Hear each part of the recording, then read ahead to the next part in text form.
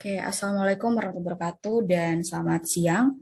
Kami dari kelompok 9 ingin mempresentasikan machine learning yang kita angkat mengenai masalah heart attack possibility. Seperti yang kita ketahui, serangan jantung terjadi ketika aliran darah yang kaya akan oksigen itu tiba-tiba terhambat ke otot jantung, sehingga jantung tidak mendapatkan oksigen dan pada dasarnya serangan jantung itu bisa terjadi sewaktu-waktu.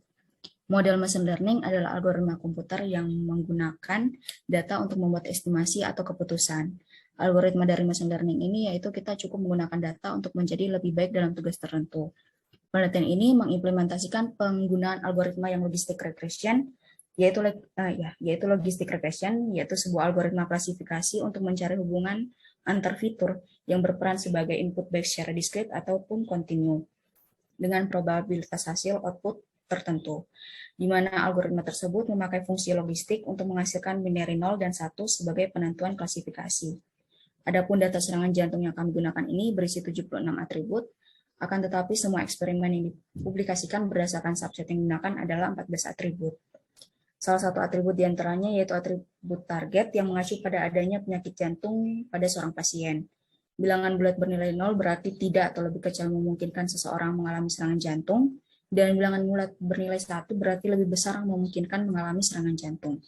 Selanjutnya, Yang berikutnya mengenai problem atau dataset yang digunakan itu mengandung 14 atribut, yaitu atribut age, sex atau gender, chest pain type yang terdapat 4 value, resting blood pressure, lalu ada atribut serum kolesterol dalam miligram, fasting blood sugar, hasil resting electrocardiographic result yang terdapat 3 value yaitu 0, 1, dan 2, dan maximum heart rate yang didapatkan oleh pasien.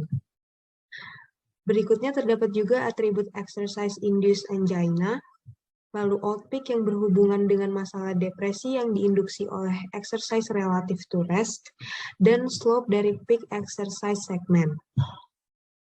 Atribut selanjutnya adalah banyaknya major vessel atau pembuluh darah, dan 3 value mengenai thalassemia, apakah 0 yang berarti normal, 1 yang berarti cacat tetap, dan 2 cacat yang reversible.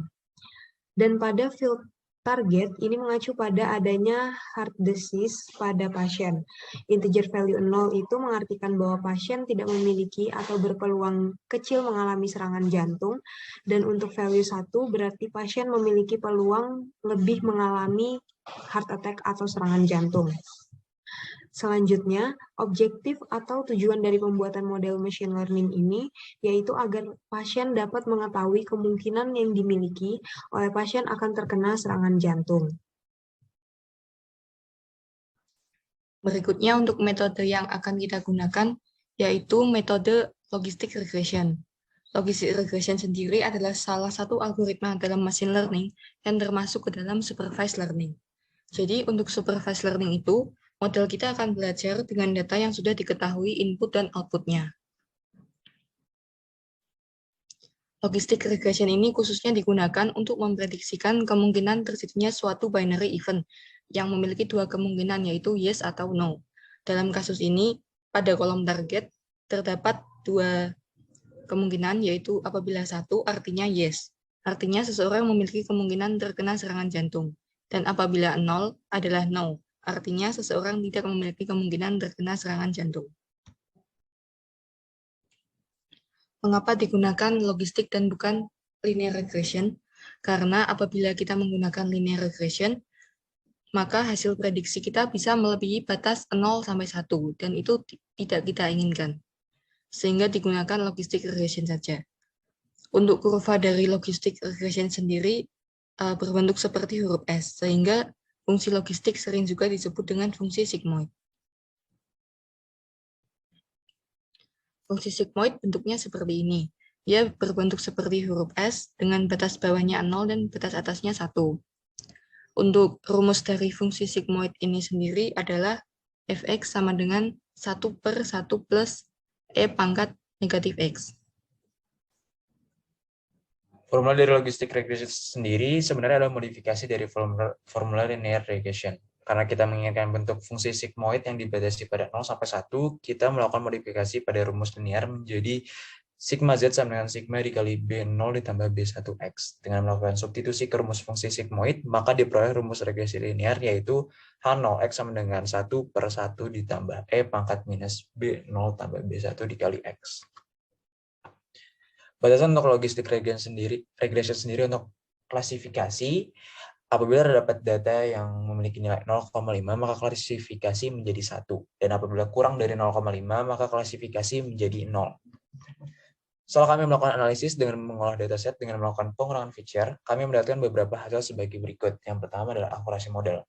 Akurasi model sendiri didapatkan dengan melakukan perbandingan jumlah data antara data untuk tes dengan data untuk prediksi. Jumlah tersebut menjadi acuan untuk menentukan tingkat akurasi model, yaitu sekitar 80%. Hal tersebut terjadi karena setiap kode ini di running, data tes dan training diacak, sehingga hasil akurasi terus berubah tetapi dalam range itu. Selanjutnya adalah confusion matrix. Confusion matrix sendiri menunjukkan jumlah prediksi yang benar dan salah yang dirangkum dengan nilai hitungan dan dipecah oleh masing-masing kelas. Kelas yang dimaksud adalah true positif sebanyak 18 kali, false positif sebanyak 7 kali, true negatif sebanyak 34 kali, dan false negatif sebanyak 2 kali. Oke, seperti kode yang tampak di layar, terlihat kita perlu mengimpor dataset yang sudah kami masukkan di drive lalu di running, sehingga dapat diketahui berapa range indeksnya melalui info dataset yang kita punya, lalu dilanjutkan dengan mengembalikan deskripsi data dalam data frame. Kita juga perlu melakukan analisis data dengan membentuk grafik korelasi matriksnya, sehingga terlihat matriks diagonalnya bernilai 1 seperti tampak di layar. Selanjutnya kami mengurangi feature dengan menggunakan variance inflation factor atau disingkat FIF. FIF sendiri adalah parameter untuk mengetahui hubungan suatu feature dengan feature lainnya. Semakin besar nilai FIF, feature telah dijelaskan atau dapat digambarkan oleh feature yang lain dengan baik, sehingga feature tersebut dapat diwakilkan atau digantikan keberadaan dengan feature yang tidak dihapus. Berdasarkan sumber yang kami dapatkan, untuk membuat dataset yang baik memerlukan kombinasi feature yang memiliki nilai FIF kurang dari 10. Oleh karena itu, kami mencari setiap FIF pada masing-masing feature. Dapat terlihat terdapat beberapa feature yang memiliki FIF lebih dari 10. Oleh karena itu, kami menghapuskan FIF feature tersebut, yaitu H, trace BPS, TALAGE, kolesterol, dan juga TOL. Selanjutnya, kami juga membuat dataset baru tanpa feature-feature tersebut. Setelah melakukan ekstraksi pada feature, kami melakukan pengacakan pada data dan melakukan pemisahan terhadap data yang ada menjadi 2, yaitu training data dan testing data, di mana 80% dari data itu digunakan untuk training dan 20% untuk testing. Sehingga data yang digunakan untuk training yaitu sebanyak 242 dan 61 data untuk testing. Berikutnya untuk implementasi regresi logistik. Karena kita tidak menggunakan library machine learning, maka kita membuat sebuah kelas Python yang kita beri nama logit regression. Kelas ini diinisiasikan dengan 2 properties, yaitu learning rate dan iteration. Kemudian kelas ini memiliki 3 fungsi. Yang pertama ada fungsi fit. Fungsi fit ini bertujuan untuk membuat kurva regresi berdasarkan training data yang diberikan. Kemudian ada fungsi update weights, yaitu fungsi pembantu yang akan membantu fungsi fit. Dan yang terakhir ada fungsi predict, yaitu fungsi yang bertujuan untuk mengetes testing data kita. Setelah itu, kita menginisiasikan model dengan memanggil kelas logit regression dan memasukkan properties learning rate-nya adalah 0,01 dan iteration-nya adalah 1000. Kemudian kita melakukan fitting pada training data, dan setelah itu kita memprediksi output berdasarkan data testing kita. Setelah itu untuk mengetahui akurasi dari model ini, kita bisa melakukan sebagai berikut. Kita bisa membandingkan hasil prediksi kita dengan hasil testing data yang sesungguhnya. Dan kita membuat persentase data yang benar per semua perkiraan, sehingga hasilnya adalah 81,96%. Selanjutnya kami membuat confusion matrix yang didapat dari feature target pada variable y-test dan juga y-pred. Kami menggabungkannya dan menggunakan library yang ada untuk menentukan conversion matrix tersebut dan didapat hasilnya sebagai berikut.